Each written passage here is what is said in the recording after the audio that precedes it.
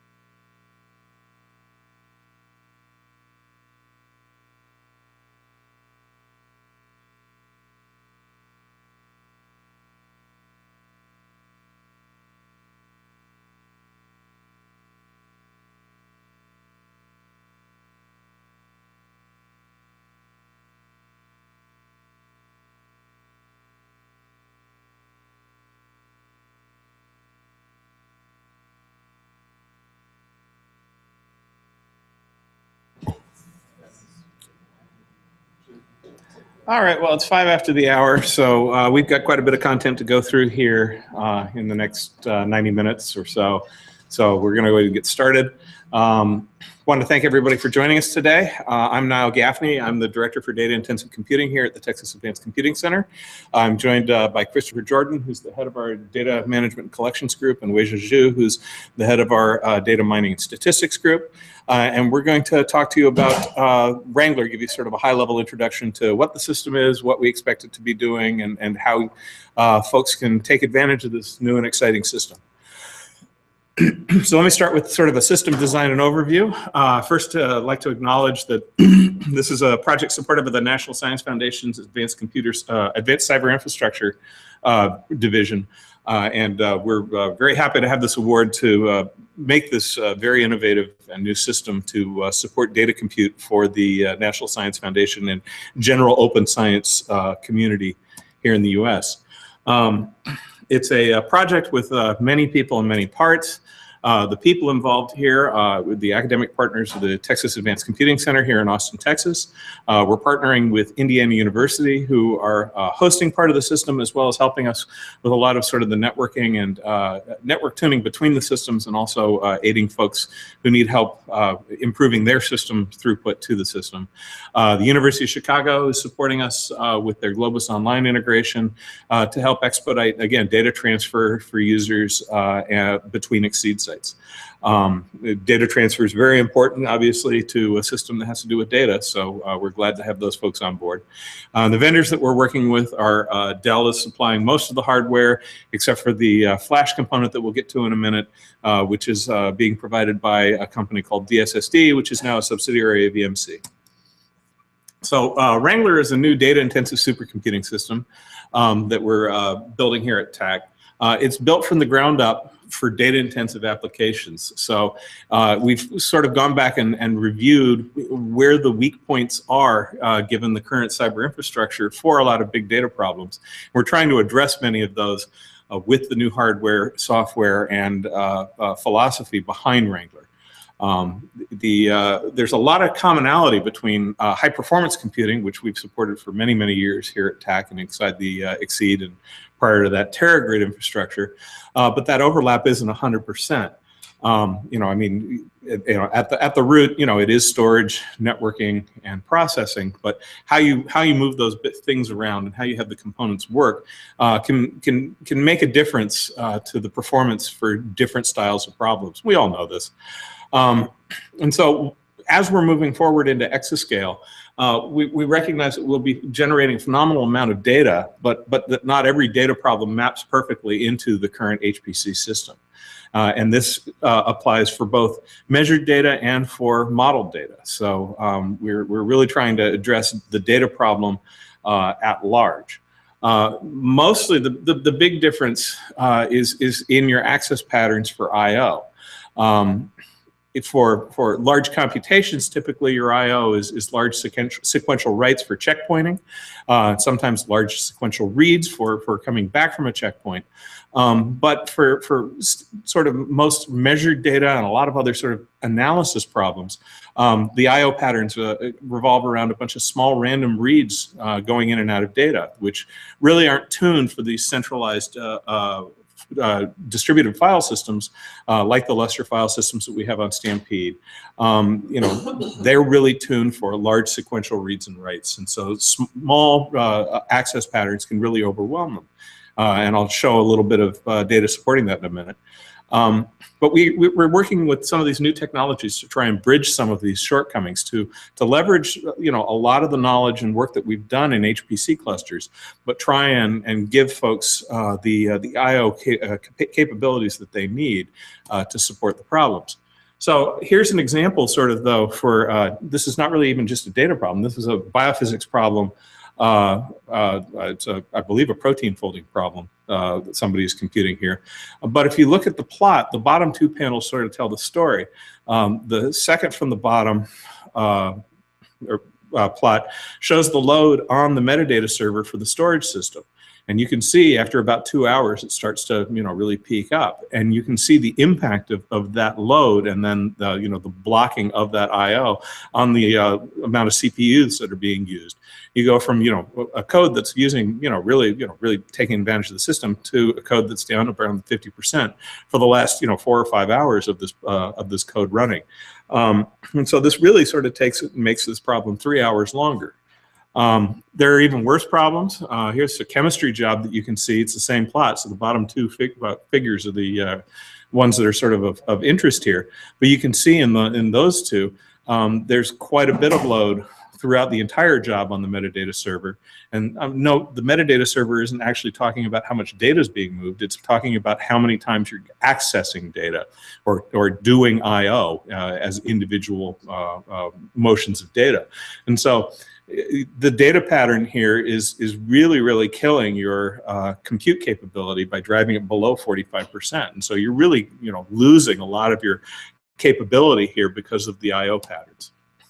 So the goals of the Wrangler problem, the Wrangler project, are to address these big and small data problems that people have. So we want to address the data problem in multiple dimensions. We want to have access that supports big data, but in small chunks, as well as small data in small chunks. We need to be able to work in a reliable environment and a secure environment.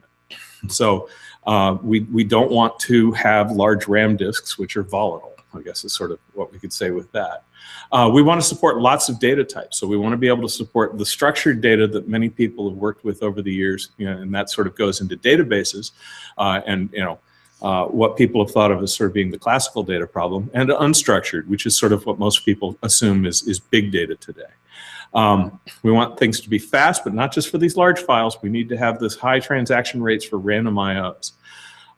We want to support a wide range of applications and interfaces.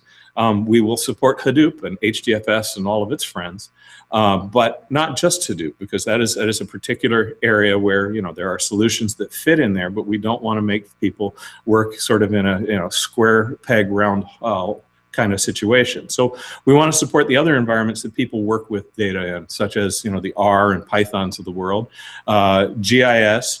Databases, as I mentioned, for structured data, and perhaps less scalable things. In addition to that, we are also going to support many of the applications that are currently being used for doing data analysis and trying to optimize those to make them run better on our system. We want to support full life cycle of data. We want to do more than just have a scratch file system, which is how most of the HPC systems work, but really give people a file system where we will preserve the data for the lifetime of the project so that the data is useful even after folks are done computing on it. We'll also collect metadata and other information about the collection to help support people's understandings and management of these large data sets that they'll be generating and working with. So Wrangler overall is designed with these goals in mind to bring all these facets together into one system. So what does the system look like? Well, the top end of the system here looks largely like a standard HPC system, perhaps on the small side. Now, it's not small as far as the storage system goes. We have a 10 petabyte Lustre file system on spinning disk, connected then to the analytics nodes. And there are 96 analytics nodes, which is a modest cluster, connected to that storage by way of a 120 lane non-blocking IB fabric. So as fast throughput as you can get to and from this large spinning disk system. This is going to be a Haswell-based system. Each node will have 2 Haswell nodes, therefore 24 cores, 128 gigabytes of memory, and will be connected by way of both the IB fabric and a 40 gigabyte per second Ethernet fabric, which will also be the fabric that connects these nodes to the outside world. Sort of the additional special sauce here, the special piece for this system, is this high-speed storage system. This is the DSSD component, which is a half petabyte of flash-based storage, which will be interconnected to all 96 nodes once we get all of the boards and cables and everything in. Will be interconnected to all 96 nodes and available from all 96 nodes by way of a PCI Generation 3 fabric.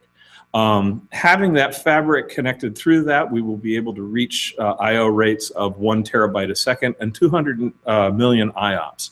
And on a cluster of 96 nodes, this is sort of a phenomenal, this is sort of the breakthrough here, is being able to get these I/O rates. And again, these are not just streaming I/O rates, these will be for random reads and writes as well. So that's the core of what Wrangler's hardware is about. As I mentioned, the University of Indiana will be hosting part of the system as well. So in order to have higher availability and actually being able to take advantage of 2 different sites providing 100 gigabit internet 2 connectivity to the world, we'll have a second 10 petabyte storage system, which is replicated between the 2 sites at Indiana, again connected by way of an IB fabric, a non-blocking IB fabric, to a smaller subcluster of 24 nodes with the same configuration. Some of those nodes will be used for doing the data migration and replication between, but many of those nodes will be available also for doing analytics when you don't need the flash storage system. The main disk-based storage system is more than 20 petabytes of raw disk, but it's, again, as I've sort of mentioned before, it's intended to support project term storage. So we will continue to store the data as long as your project is going along, not just for the term of the allocation. It is a Lustre-based file system. At each site, there are 34 OSTs. Each of those OSTs has racks of, I can't remember, sorry, that's OSSs. I can't remember OSTs there are. Don't have that number here. Sorry about that. Leveraging 6 terabyte disks at the back end.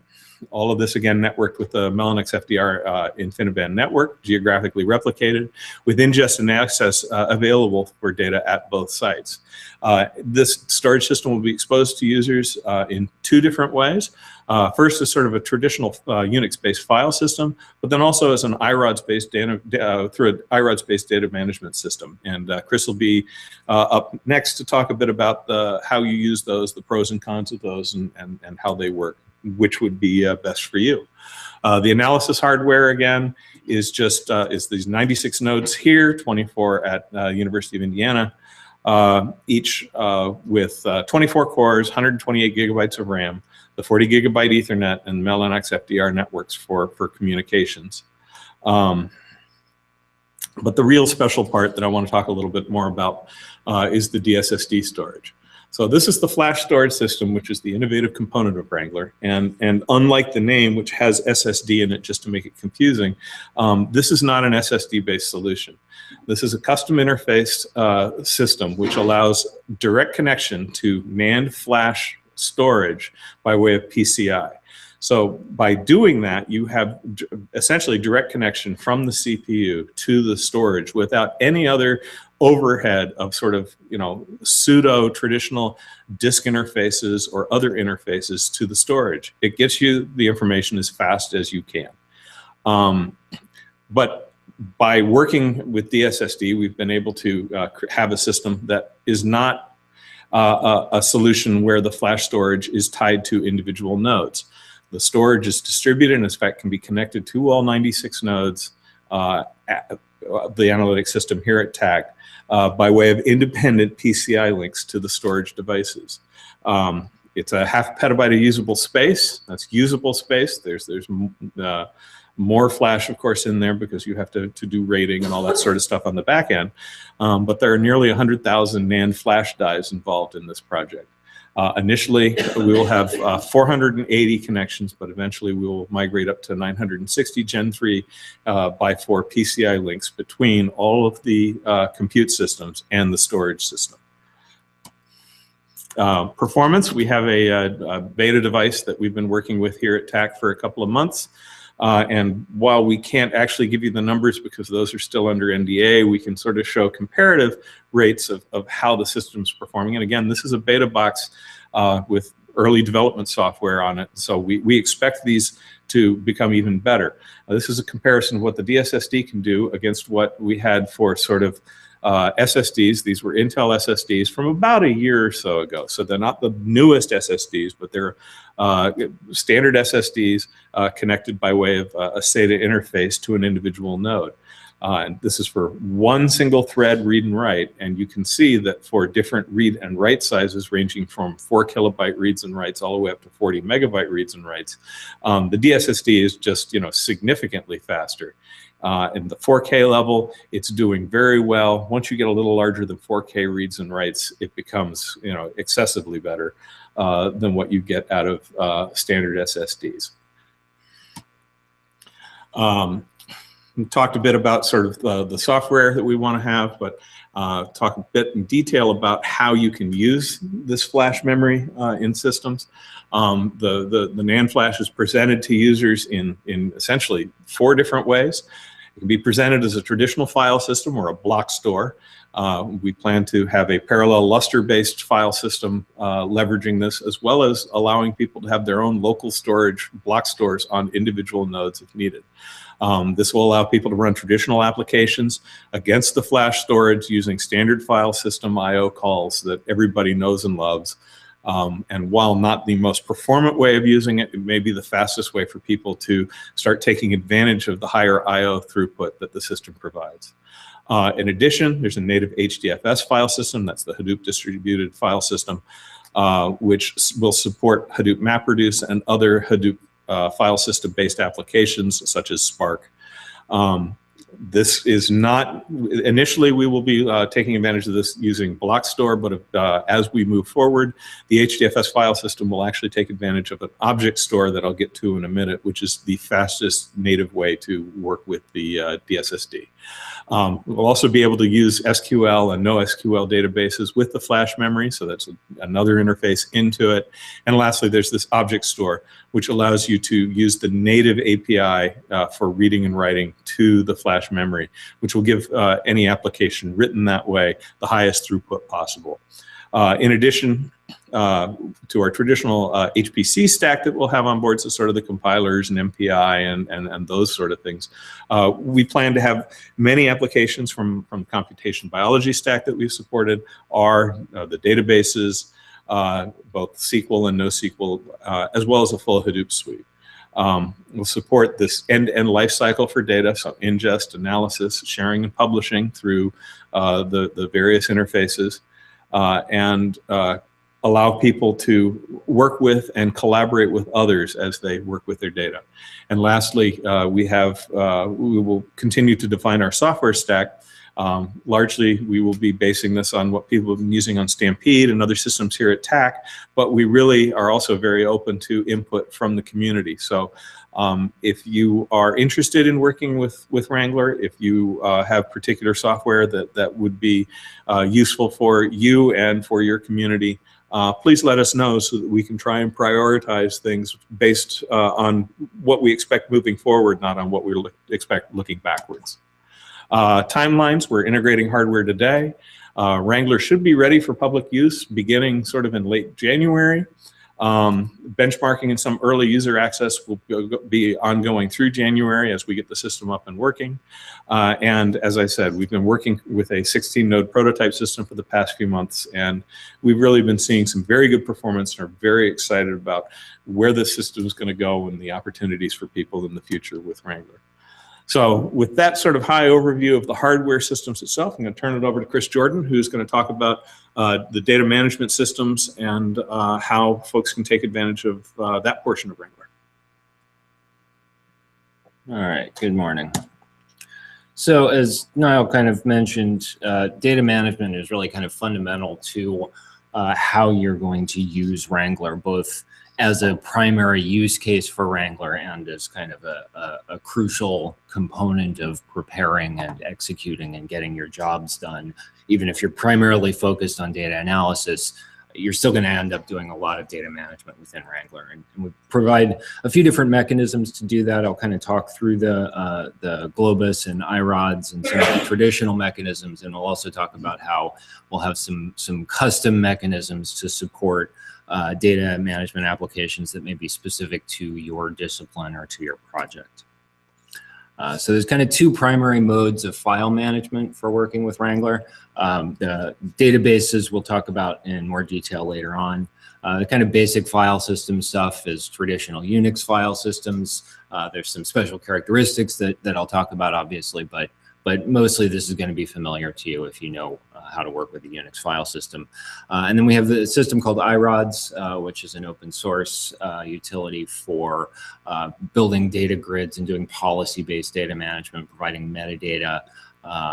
If you're doing kind of data collections focused activity, IRODS is likely going to be the tool that you want to use. And we'll be deploying this Wrangler Data Portal that'll provide some web-based mechanisms for interacting with data, for essentially driving how Wrangler does your data management and setting some very simple kind of high-level rules for how you want your data to be handled within within Wrangler. So the Unix file systems will provide interfaces to both the high-performance flash tier and the large-scale disk systems, the 10 petabytes here in Indiana. This is kind of where your data is going to be stored if you're doing analysis, some data management activities.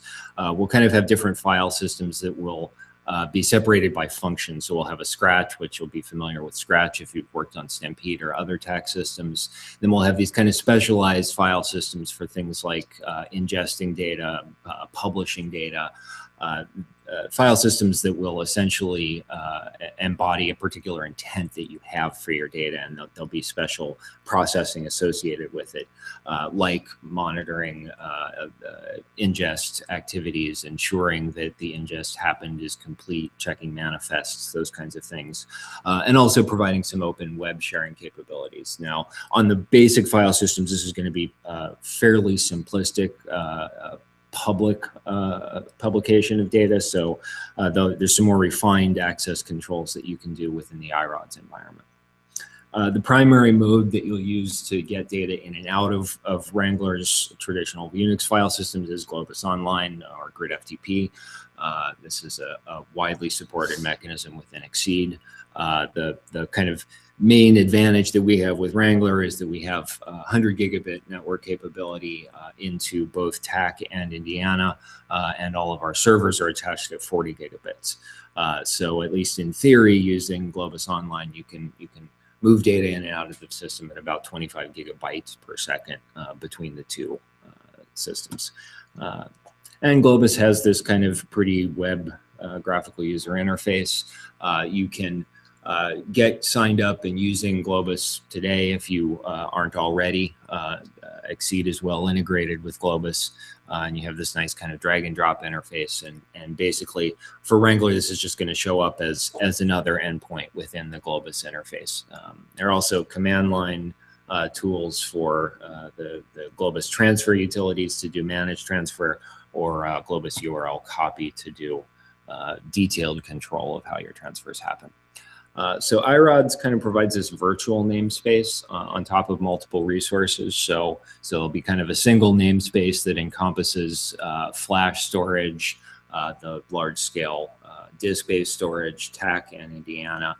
You can kind of manage all of your data within one namespace in IRODS at least. You can do more explicit kinds of control of replication and data location without moving your files around within the namespace. You can essentially tell IRODS, I want my data to be in this particular resource with these characteristics. We'll have metadata capabilities are built into IRODS, but we'll also have some fixity checking and ingest checking capabilities as well within IRODS. So you can, if you have a large collection of data that you want to upload into IRODS and you want to verify that it got there correctly, you can supply us with a manifest with checksums ahead of time. We can check all of the data that you ingest against those checksums, record the checksums, and then give you kind of fixity reports over time to ensure that your data hasn't changed since you uploaded it. We can also provide audit capabilities here. So if it's important to you to know who accessed your data and when data was uploaded, when things were changed within a data collection, you can do all of that in an IRODS collection. And there are these web-based access mechanisms. Is there a question? Yeah, how does IRODS accomplish that? These source tools? Yeah, so basically everything that happens within IRODS provides you with a policy enforcement point, and you can then add your own hooks to do whatever you want. And so in our case, what we're doing is we're just adding hooks to say, generate a message anytime any of these activities that modify or access data happens, and then you can process those logs and generate audits from that. So it's partially the open source capabilities of IRODS and then partially some custom development that we're doing in association with Wrangler. There's also a web-based interface to IRODS. This kind of provides you with a relatively easy to use way to manage your data. You can do both authenticated access to this, and there's a ticket-based mechanism that you can use to share data, kind of similar to what you may have seen with things like Dropbox. And there are also ways to publish your data so that anonymous users can come in and view it through the web interface. There'll also be REST APIs for interacting with IRODS.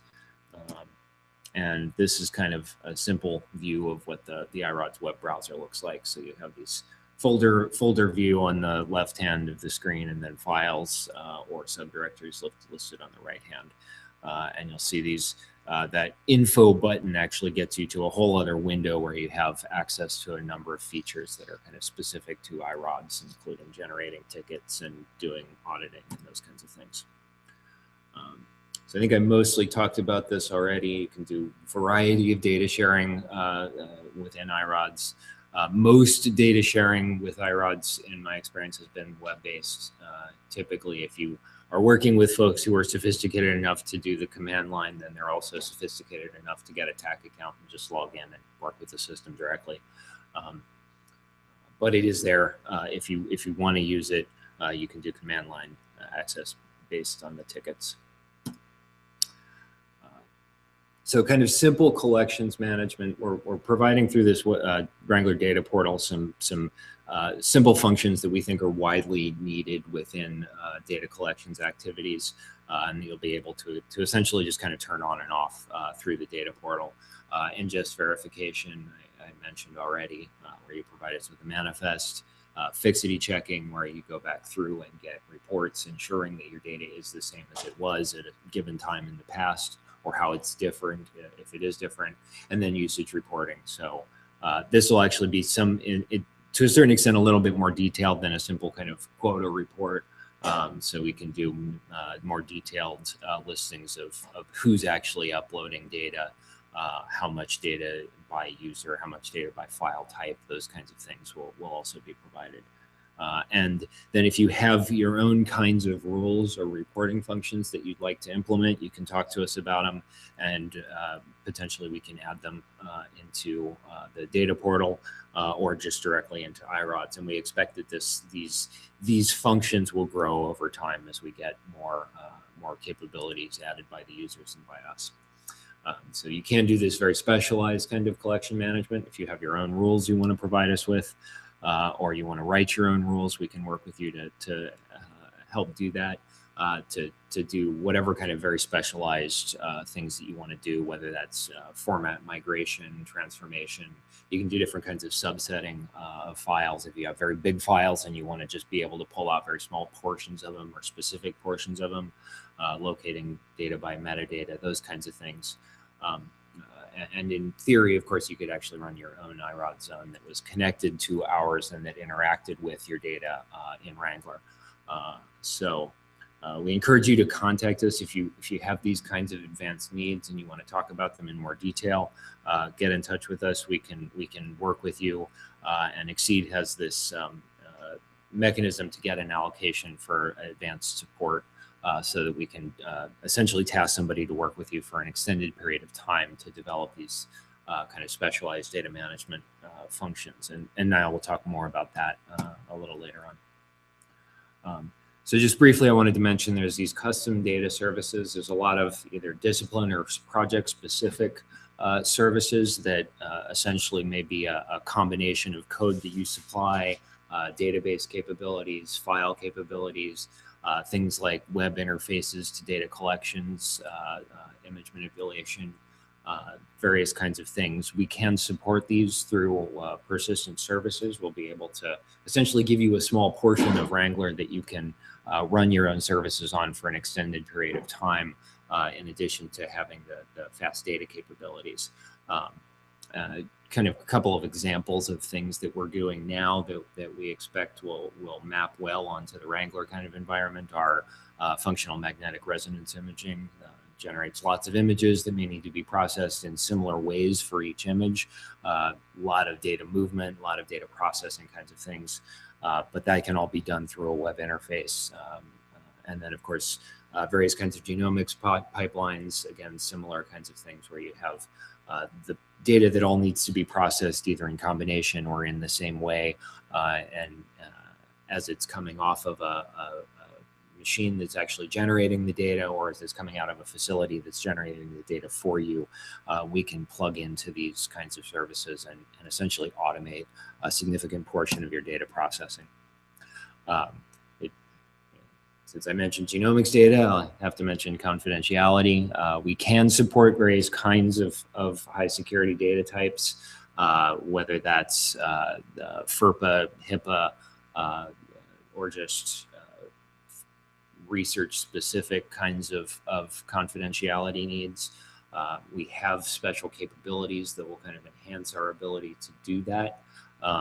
But you have to let us know ahead of time. You can't just kind of, assume that your HIPAA data is going to be okay on Wrangler because we have these capabilities. You have to make arrangements with us ahead of time so that we know that we have to set up these facilities for you. And in many cases, we'll have to do a special agreement. HIPAA has legal requirements, so you can't just store data with an institution without having a legal agreement in place with them ahead of time. So it's very important that you contact us and talk to us about it, but we can do these things if you have a need. And with that, I'll pass it off to Wei Zhu, who will talk about the data analysis capabilities. Good morning, this is Wei Jiaxu, and I would like to talk about how we're going to support the data analysis on the Wrangler. So first of all, Wrangler is a different machines than the traditional HPC systems. So although the design is for Wrangler to work to support the data-intensive computing, it's not limited to just a big data analysis, but also we are going to support a lot of like small data analysis tasks as well. So by small data analysis task, we mean not only just working with a small set of data, but also including a lot of simple tasks people often performs with large data set, like pre-processing your data, do data cleaning, data transformation, that sort of thing. So those things are typically trivial, but not easy to be done without properly support. So we want to have nice support for those and have tools for people, for user to use with that. The second point we want to make is unlike the traditional HPC system, which is primarily based on batch submission for people to use and run analysis, a lot of big data analysis is associated with exploratory type of the data analysis where people want to interact with their data analysis process. So we want to support both interactive data processing analysis model as well as the batch processing model we traditionally support. Of course, there's no analysis software package that can support and do all the things a user wants. So we need to support both generic data analysis tools as well as a set of the domain specific or sometimes even project specific analysis tools there. So last but not least is we notice that right now in the open science communities, researchers not necessarily just using a tools to do their research, but using a combination of several tools there. So for the Wrangler support, we want to providing those tools for people. We make them available for them to use, but also we want to make sure they can be used in a very efficient way. So we want to providing a more comprehensive heterogeneous programming environments for the users, and so they can easily having different tools talk to each other rather than just individual tools. So at a high level glance, here's the things here's our support would look like. So for the general purpose data analysis support, and we will install several commonly used analysis software, those including R and Weka, and we're also going to support the Python for user to do the processing and analysis. We're also going to support user domain and specific project by depend on what user request and install the appropriate software and or working with the user to do customization with a particular generic package. Lastly, for the big data processings, we will support the MapReduce programming models. So I'm going to quickly introduce the couple of tools we will install and make them available. So the first one is R. R is an open source analysis package. It's initially developed as a statistical analysis package. It's as an open source version of the S language.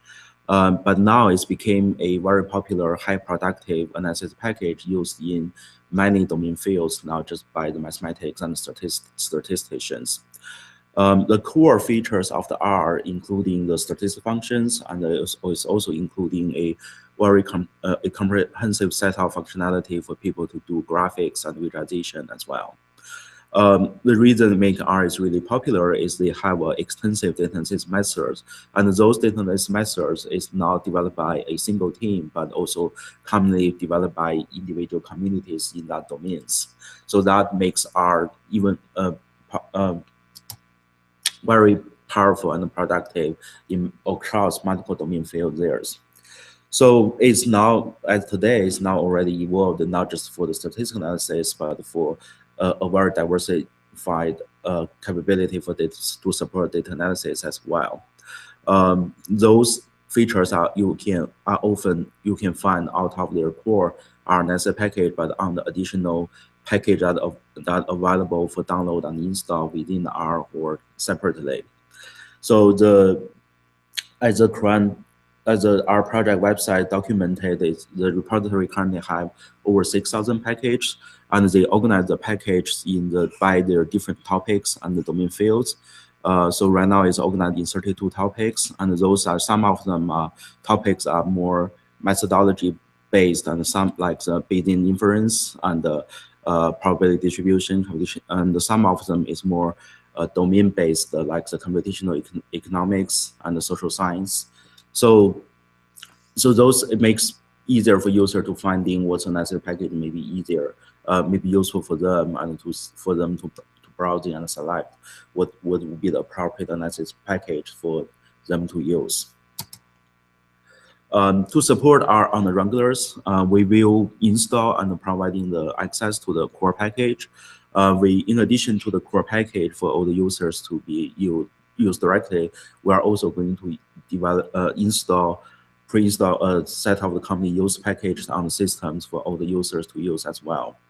The R is setting up in a way that, in addition to the package we install for the system, the user can also install their own package, whether they are developing in their groups or they download it from Chrome website on their own home directory for their own use.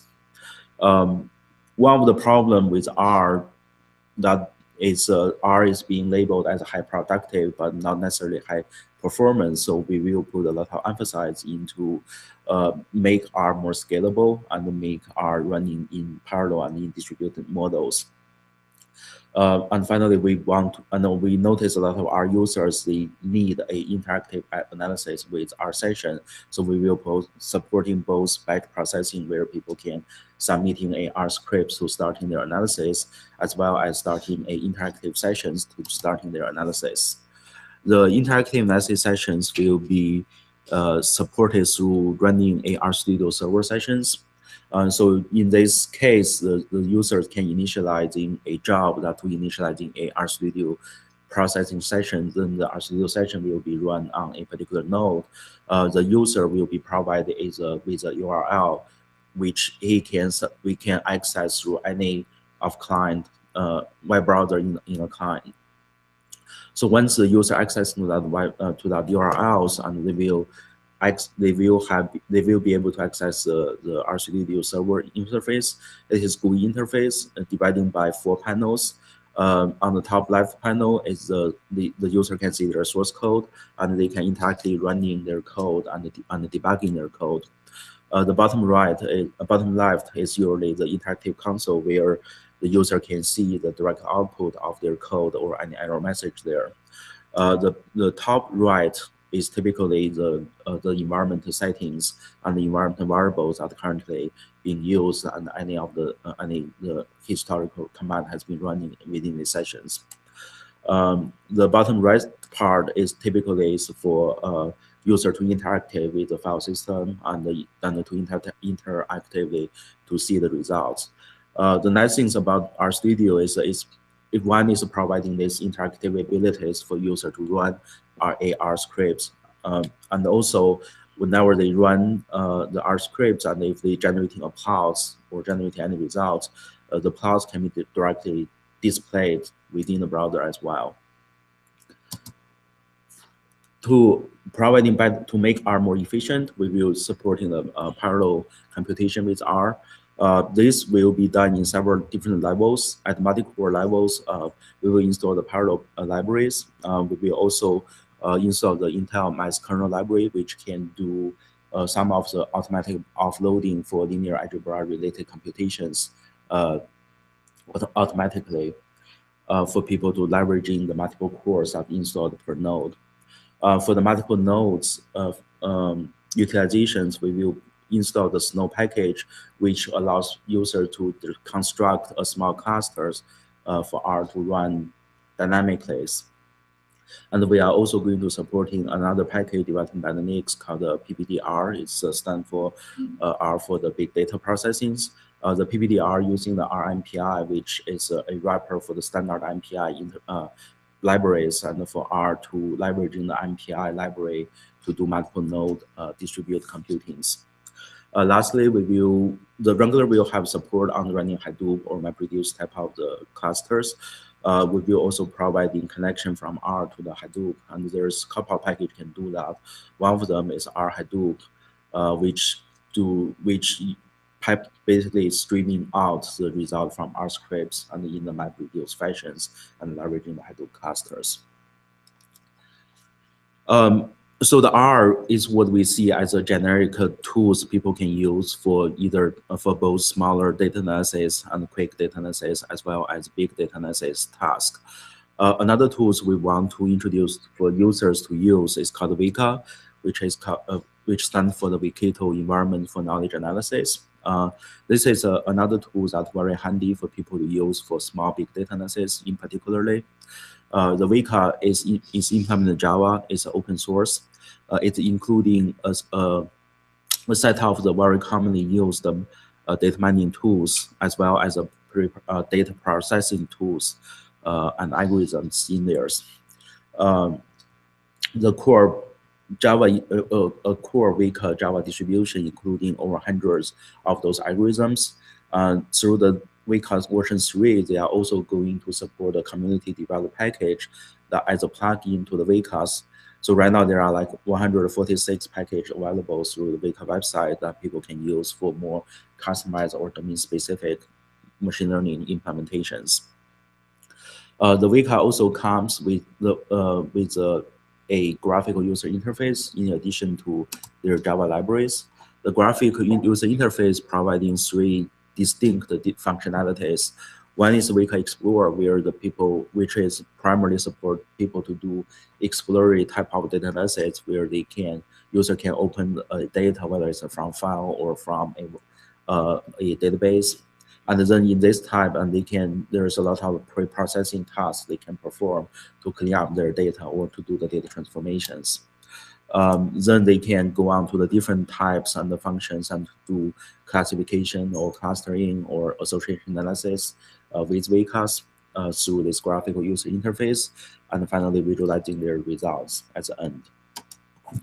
Another functionalities Weka providing and support is called knowledge flow. So it is a workflow-like functionality where users can specify different components, different analysis tasks as different component, and put them into the pipeline so they can rerun them with a different data set or rerun them with the different data settings.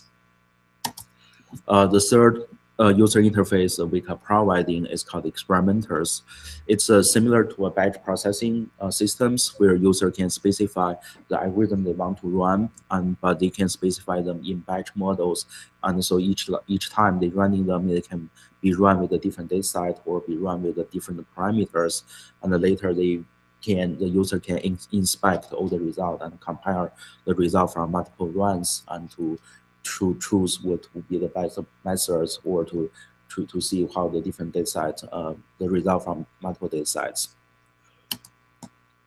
So so we see the Weka as a very handy tools for people to perform smaller data analysis tasks, and especially if they would like to leverage in the GUI interface and to trying multiple different data analysis tasks and to see which one might be more appropriate for their to use.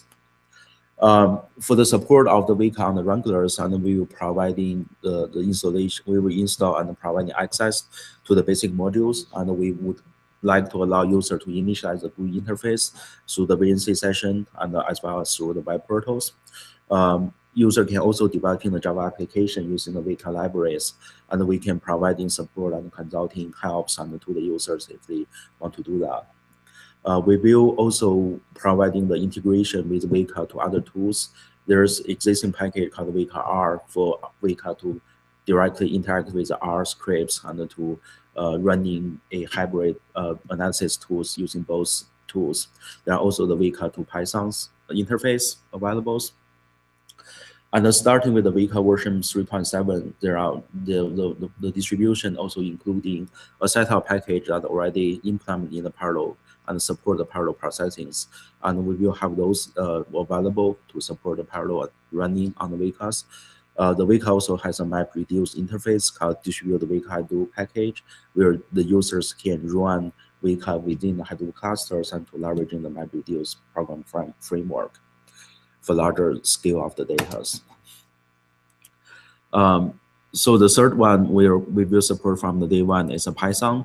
We already support the Python in many of our other HPC systems. So for example, on the Stampede, there's over 180 Python package already installed. So we will have a very similar set of the modules installed on the Wranglers. So in addition to some of the Python packages already installed in Stampede, we are also going to have a specific package that can support the data analysis.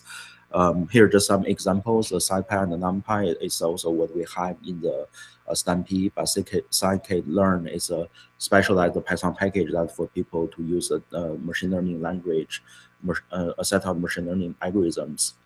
The NLTK is a natural language processing toolkits for the Python users. The MLPY is a machine learning Python package that are not currently available through Stampede, but we will providing the support of those on the Wranglers. So similarly, we have the Network X, which is support the network analysis, which is specialized in supporting network analysis with Pythons. For the interactivities,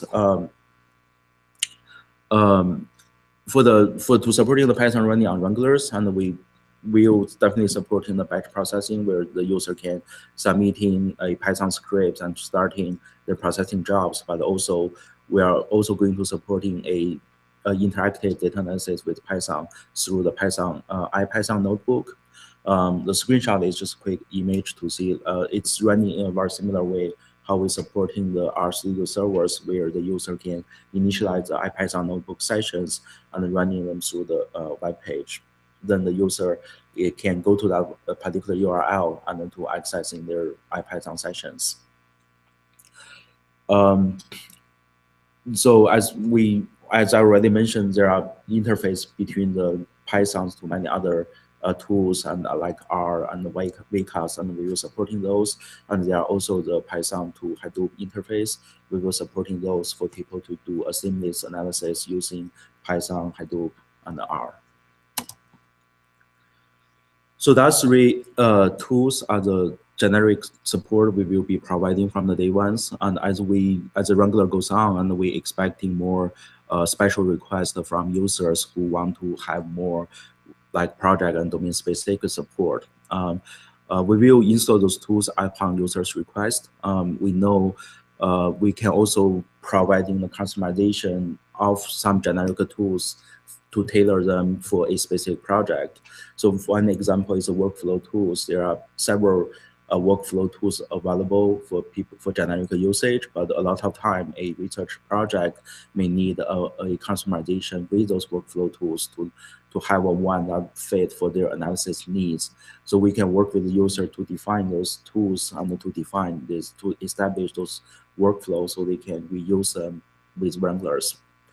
We will also providing the domain-specific tool support, and for example, for the bioinformatics field, we currently already supporting things like the Galaxy, and we will supporting the user to run the similar sessions through the Wranglers as well. The bioconductor is another very popular use package that our package that for bioinformatics. We will be providing access to those as well.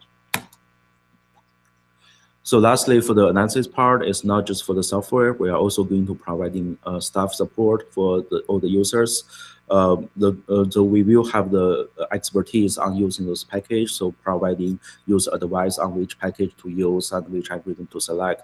We can also work with the users in the collaborative support through the XSEDE ECSS program to help them to scaling up their existing algorithms and to scaling up their current solutions to take advantage of the Wrangler's hardwares. To support the big data analysis, we're going to providing support to running the MapReduce model, which is currently kind of standard way how people to process the big data. Just quickly introduction of the MapReduce programming models is a programming model initially provided by Google's. So the initial papers is talking about an interface that specify the two functions. One is map, where essentially you want how you want to distributing your workloads out into multiple workers, and then another interface called reduce, where you gather all the results from the individual workers and assemble them together to your final result there. So there's nothing really new with the MapReduce programming models. It's the same idea as a divide and conquer. People have been used for ages. But why make the MapReduce programming model especially popular with the big data processing is they have several good ideas embedded in that model.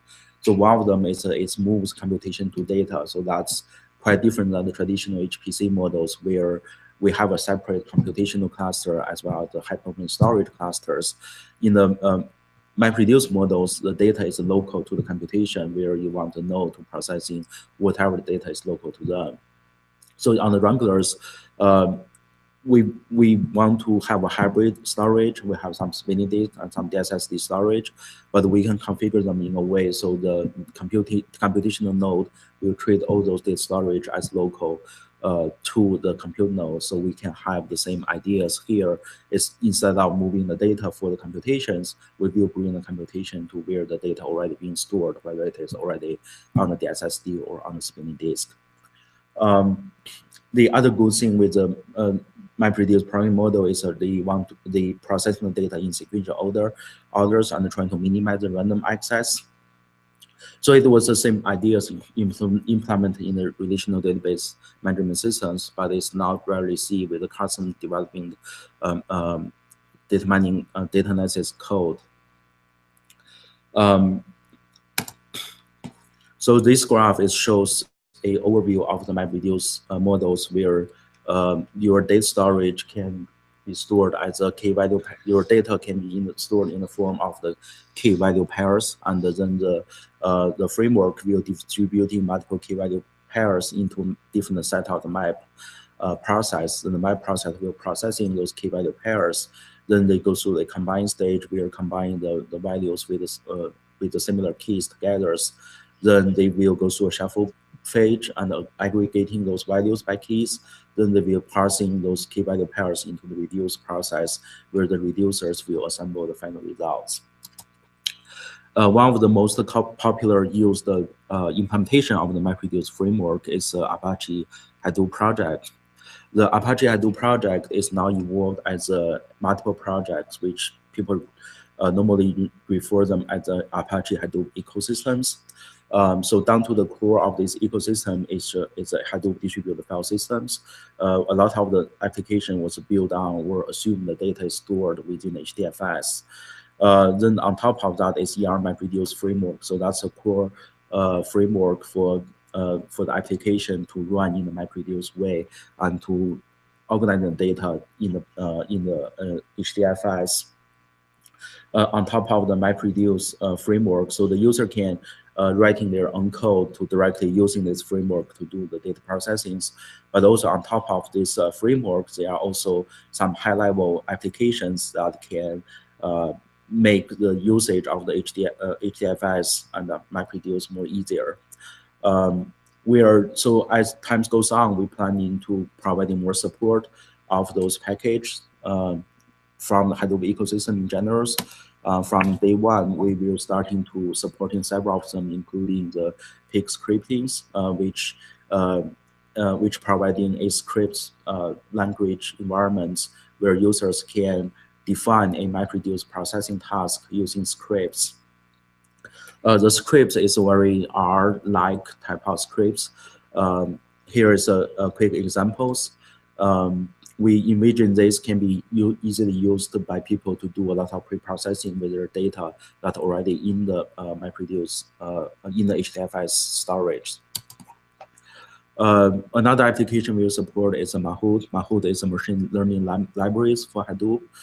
It's implemented in Java. The user can use in two ways. One is use it as a Java libraries and developing their own code, but it's also available as a command line executables where you can just run the jar file with a different algorithm as parameters to working on your data that are already stored in the HDFS systems.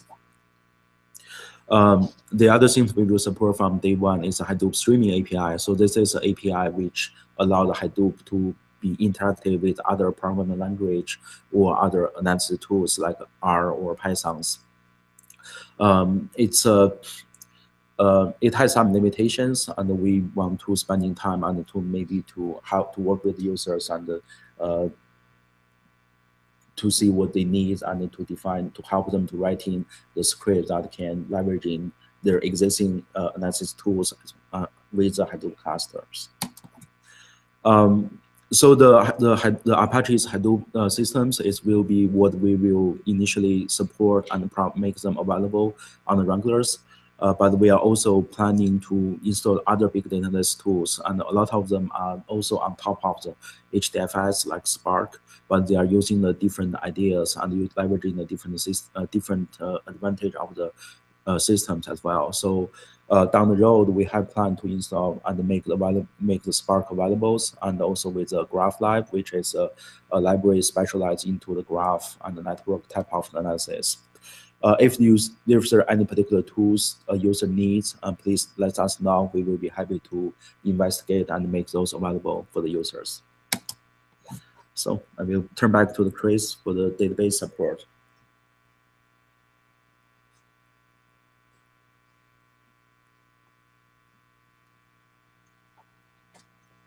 Okay, so in talking about databases these days, there's kind of two broad categories: those databases that are SQL databases and those that are not. So I'll kind of talk briefly about what that means. SQL is structured query language. It's a standard for defining data structure and interacting with data structure. It's been around for a very long time, a few decades now, and it's both appropriate and very well tuned for working with data that's highly structured. And kind of the common examples of highly structured data are things like address books or CD libraries, the kinds of things that you see in iTunes, for example, where you have a whole bunch of songs. All of the songs have the same records, right? The name, the album it comes from, the artist's name, the year it was released. Every single one has all of those same fields, and they all have the same kind of content in each field, right? So that's highly structured data, and SQL is very good at working with that kind of data. Mostly these things called relational database management systems are essentially SQL engines. They understand SQL natively and are optimized for doing the kinds of operations that you can do using SQL. There are a couple open source implementations, Postgres and MySQL, that will support on Wrangler. We'll support additional SQL engines kind of as we get requests for them and as the need arises. And just want to mention there's an enormous amount of resources on SQL and RDBMS kind of theory and implementations out there on the web. This is one of the better documented topics as far as free resources on the web. And so I do encourage folks to do some research on this if you don't understand these or if you think they might be helpful for you. So SQL is very powerful, but it's also designed to do some very specific things and to have some very specific characteristics in terms of the consistency of the data, the atomicity of the operations, the way that it works with data as a whole. And so what people find is that when their data is either not quite so highly structured as SQL is designed for, or it has very specific kinds of characteristics, then you may want to trade off kind of one of those SQL characteristics for one of these other kinds of advantages, whether that's performance, scalability, or just being optimized to work with a specific kind of data that's not necessarily fitting into the SQL paradigm really well. And broadly, we kind of group these things into this nebulous category called NoSQL. And there's kind of a few examples of what you often see in NoSQL. Columnar data essentially is very similar to SQL. It's just kind of looking at the data on a different dimension. So SQL typically kind of operates in a row-oriented fashion, where a row is, a song entry in your iTunes listing, for example. Whereas columnar data is looking at it again in a vertical sense. If you think about the iTunes example, so if for whatever reason what you're really interested in is looking at the years that all of the songs were released in your database, then maybe you want to store it in a columnar fashion rather than in a row-based fashion. Because you're going to be able to do your operations on columns much more quickly, right? Key value pairs are another very common way. If you have very simple data where you just have some stuff that's indexed by a key, and you have a whole bunch of those records, then you can use these key value stores to operate very quickly on that kind of data. These are like essentially big hash tables. And then sometimes there's JSON or XML structures that are used for data. And obviously JSON and XML can be used in a very highly structured way, but the restrictions can be somewhat relaxed, right? So you can have, rather than one and always one of a given element in a JSON or XML schema, you can have one or two or sometimes three. Those kinds of loosenings of the restrictions, where the structure is still there, but it's a little bit more flexible.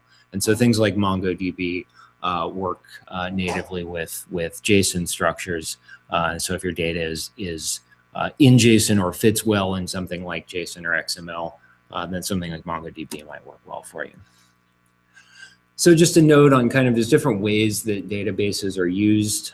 In some cases, the thing that you want it to do with your data, the analysis that you want to perform, really essentially amounts to things that are already encoded in the SQL standard. So you basically just want to do a bunch of SQL queries, and that's your application.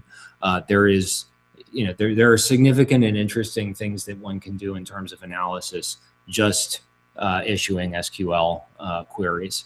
But then there are places where you really have more of a SQL as a data store, where you just want to put a bunch of data in, pull a subset of it out, and do some additional analysis on that.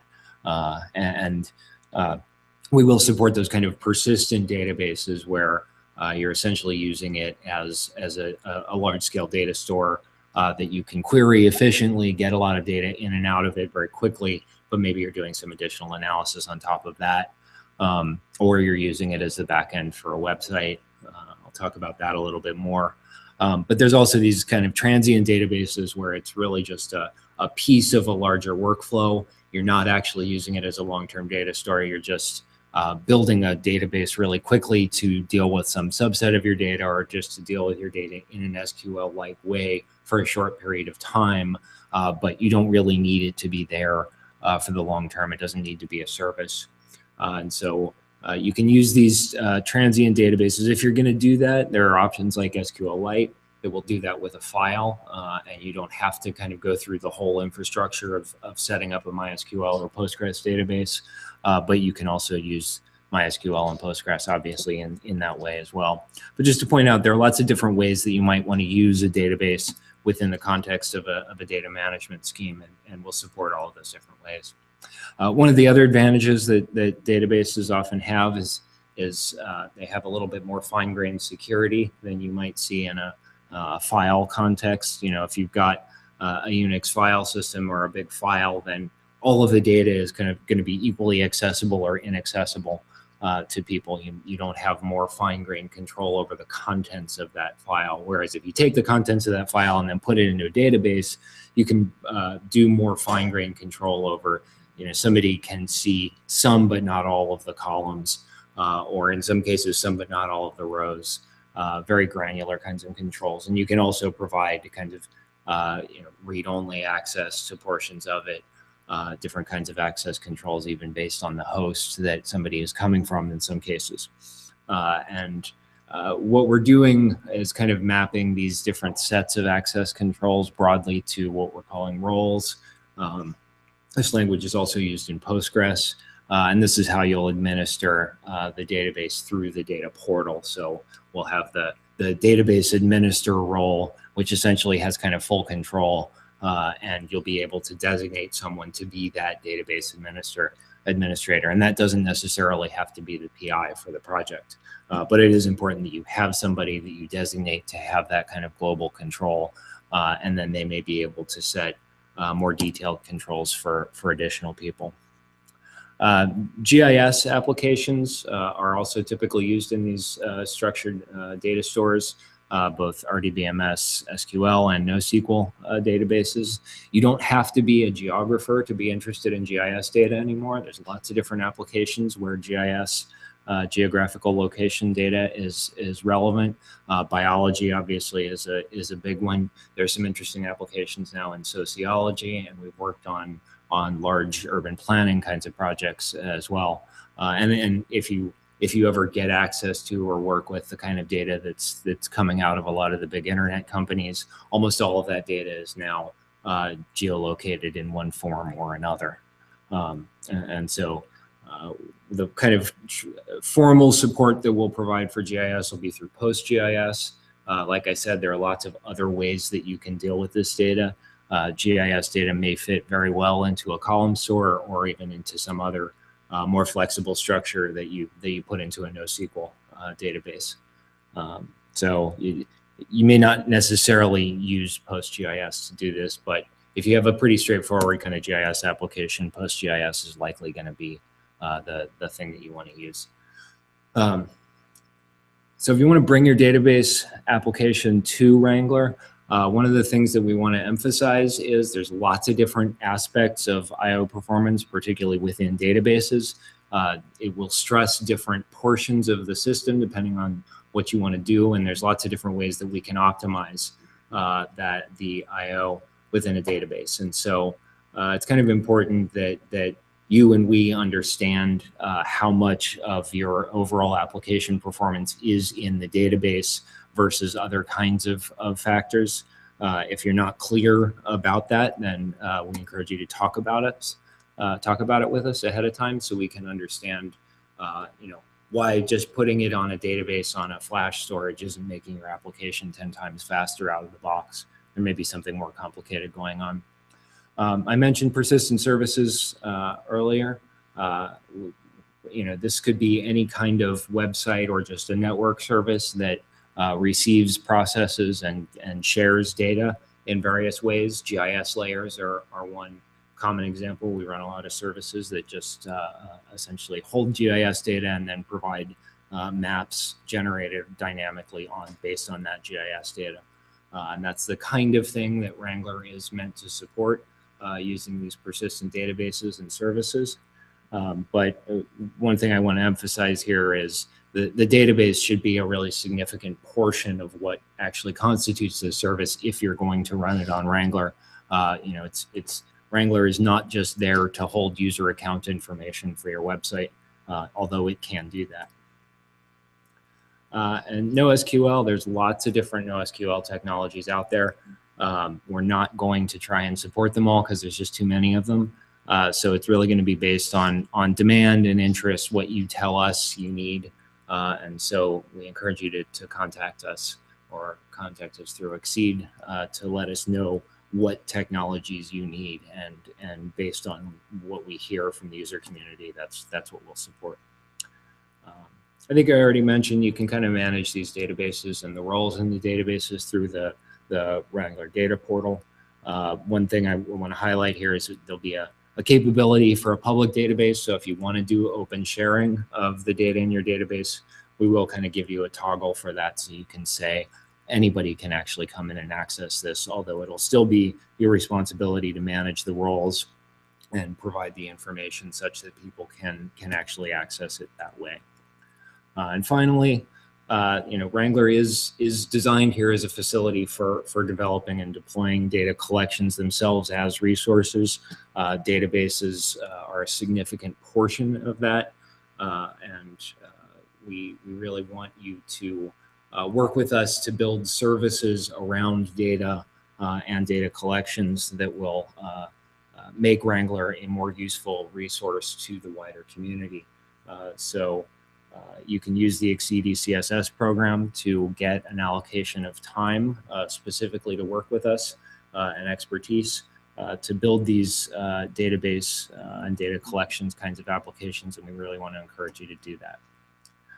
And to talk more about how you do that, here is Niall.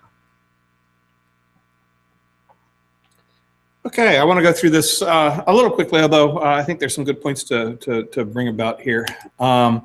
So Wrangler, as I mentioned before, is funded by the National Science Foundation ACI program, and so is allocated within the XSEDE ecosystem.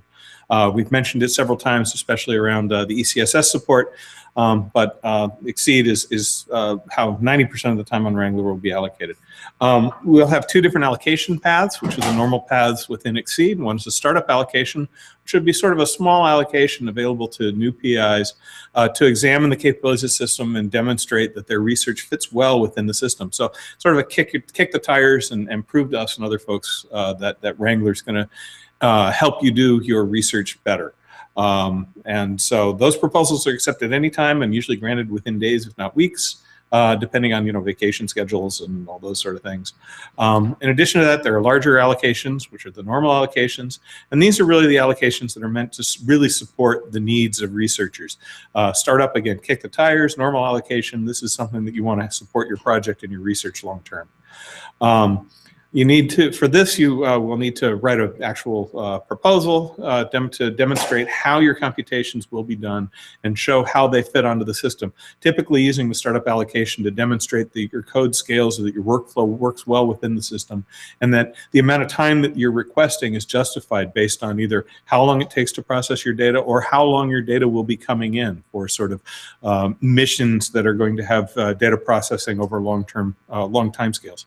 Proposals are accepted 4 times a year and reviewed by a panel and granted 4 times a year. So the allocation process, we have startup allocations that should become available in January once the system's going. The next XSEDE general proposal period, I believe, begins in January 15th through February 15th. So we encourage folks that already are excited and see that they can work with Wrangler to go ahead and propose through that and get started. But in addition, as we've said several times throughout all of this process, there is this extended collaborative support service, which is part of XSEDE, that allows you not only to propose for time on the system, but to get collaborative time to work with folks in the XSEDE system to make your applications run well within the using their expertise, not just your own. So it's a very powerful system for people that need to learn or want to learn more, or just need to get their applications running faster on the system. XSEDE has a website, so sort of pictures to demonstrate that, but the allocation process, you would come to the XSEDE.org, and then click on User Services, and under there you can go and find the allocation information and tutorials and step-by-step guides as to how to request an allocation. Very nice website to help people get started and get moving forward through all this. For those of you who are here within the UT system, you can also use the TACC portal to come in and propose by way of TACC for the allocations that we can grant. And under our allocations tab, we have similar project management and the ability to add request time from Wrangler on different projects. When you request time on Wrangler, because it is a sort of a more complex system, there are two different things that you will ask for, two different allocations. The first is a compute allocation, which is actually requesting nodes to run analytics or other applications on the analytics cluster. We will allocate those on sort of a node by node basis. There isn't any node sharing, so it's not as though you get three processes and somebody else is running 4 on the same node. We allocate individual nodes. So requesting an hour of a node will give you 4 terabytes of flash storage, the 24 processors, 128 gigabytes of memory for 1 hour, and the full throughput of one node to the DSSD system or to the Lustre-based file system. So when you're doing the math to figure out how much you need to sort of figure out all of those components, which, what is the limiting factor to your application. And that's typically what a startup application will help you figure out, is what the limiting factors are and what you need to ask for most for. And then you request the number of hours that you need to satisfy, whatever the largest limiting factor is, and that justify that in your long-term allocation request. In addition, there's sort of a standard storage allocation. This one's a bit easier. It's basically how much long-term storage you need on the spinning disk system. The variable on that is that if you have dedicated databases that will be using the spinning disks, you can just ask for that storage allocation. We are not for dedicated services that are not database servers that you are standing up on your own, but using the shared database services that we have, you can just ask for the storage behind that and work that way. Outside of that, typically, we are not supporting simply storage allocations. The storage is meant to support work that will be done using the analytics systems on Wrangler and the sharing of that information later on. We got a question coming up. Will Wrangler be available as a default request on campus champion allocations, or will they need to request it as a supplemental to the allocation and justify the request? I do not know the answer to that because I don't know enough about the Campus Champions process personally, and we don't have anybody here in the room who can handle that. So if you can email, go ahead and send an email to data@tac.utexas.edu about that, and we will follow up with that as soon as we can. Forward that on to the right folks. Good question, though. So as far as how Hadoop will be working on the cluster, we will not have a centralized Hadoop cluster. We will stand up on-the-fly Hadoop clusters for each project. So if you have a project that needs a Hadoop cluster of 5 data nodes and 1 node to control it, you would need 6 nodes. So you would allocate 6 nodes for an hour of each time you would do that. We would then stand up underneath that the infrastructure needed to run all that, and we will take care of that for you and tell you what's your name node and associate the right flash HDFS file systems with all that. It's then the project's responsibility to ingest the data into the HDFS file system, do all their work, and export it from the HDFS file system. Somewhat different, which this sort of will reflect as well with Wrangler, we will not be working in the sort of classic job-based way that HPC machines work. You will have access essentially to these nodes by way of a reservation system. Oh, sorry, I'm getting ahead of myself. Once allocated, folks will be able to get their own databases and servers of their own choices, can administrate all that through the portal and specify who the database administrator is. But for the analytics system, we will, instead of having things with as they were in the HPC realm, you don't just get the nodes for as long as your code is running. We are going to actually allow you to make reservations and essentially have a portion of Wrangler for what we call a data campaign for a period of time. So if you're going to be working on a large data set for 3 weeks, you would request 3 weeks worth of time for the nodes that you need. You would then get a reservation for those nodes and work with those nodes on demand as you would as though it were sort of your own mini cluster. The logic behind this is that data motion is probably the most expensive part of most of this, and if we have to move data in and out of the flash-based storage system, we're basically penalizing ourselves quite a bit by having to force people to use the slower spinning disk system. And so it is better to let people work and keep data long-term on the flash storage system. And rather than complicating things by having multiple allocations, it's just simpler to let you have the node, do the compute that you need during the period of time, and move on. So everything will be available during the reservation, and it allows you to have interactive exploration as well as streaming data coming in. We want to support projects that have, in fact, we may have projects that have a reservation for a long period of time while a particular data campaign is measuring things and sending data in to be processed in a pipeline type environment. So it can be reserved for the duration of the allocation if that's justified. And those things would all have to be justified within the allocation request. Early user period starts in January. We have several folks here that are sort of signed up to get us going, ranging from iPlant, the South Pole Telescope has expressed interest, Arizona Geological Survey with the National Geothermal Data System has been interested in getting started with this, NASA JPL for some of the climate work that they're doing, and as well as folks who are interested in using something that has, say, the fastest per node MapReduce and graph system in the world. So while we're going to get very busy around here over the coming month integrating the system and getting it ready to go, we're also interested to hear if there are other people who are want to come in and kick the tires early, help us make the system do the right things for folks. So if you want to be an early user, please contact us, data@tac.utexas.edu, and we can see what we can work out. And so with that, that's what we have for the webinar. I know that the broadcast lags a little bit, so we're going to have to take a few silent moments here to wait for the broadcast to catch up out there in the real world, to have any questions come in and answer any final questions. So I'll just sort of leave the mic open here. Everybody enjoy a little bit extra coffee, and I'll be back in probably about a minute, hopefully with a few questions or with a wrap-up.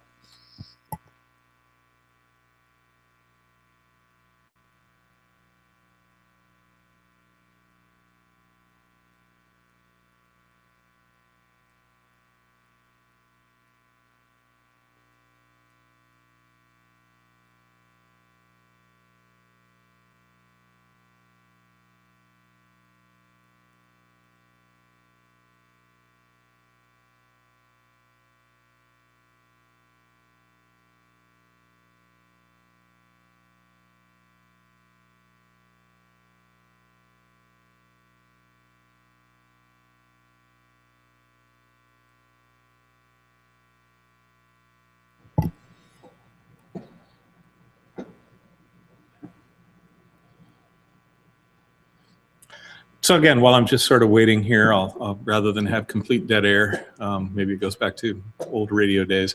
I would like to encourage everybody out there. I know it's early in the morning for some folks, but again, please contact us. You can either file tickets at the TACC portal, at the XSEDE portal, email us at data@tac.utexas.edu with any questions, any further clarifications, requests about software that you would like to see supported, and other ideas as to how we can really make Wrangler work with whatever existing or planned data systems that you have coming up with either your lab, your projects, or larger missions. We're really looking to support the whole gamut of research at all scales with Wrangler, given its novel capabilities.